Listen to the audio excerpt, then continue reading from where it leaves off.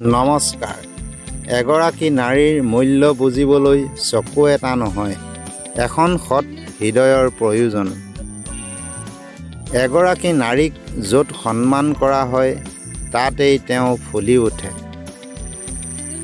এগৰাকী নাৰীক সদায় শক্তিশালী যেন নালাগিবও পাৰে, কিন্তু তাই সদায় শক্তিশালী। এগৰাকী নাৰীৰ চকুত যিমানেই সাহস আছে যে ধুমুহায়ো দিশ সলনি কৰিব পাৰে। নাৰীক কাৰো প্ৰয়োজন নাই, কাৰণ তাই নিজৰ মাজতেই গোটেই পৃথিৱীখন আছে। পৃথিৱীয়ে পৰিত্যাগ কৰিলেও বা নিজকে পৰিত্যাগ কৰিলেও নাৰী কেতিয়াও হাৰি নাযায়।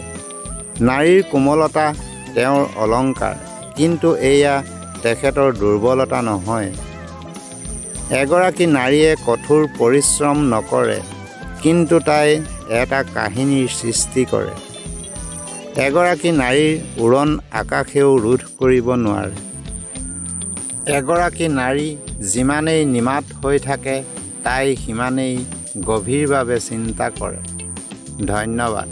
পাছলৈ আৰু পাই থাকিবৰ বাবে চেনেলটো ছাবস্ক্ৰাইব আৰু লাইক কৰি আমাক উৎসাহিত কৰি থাকিব।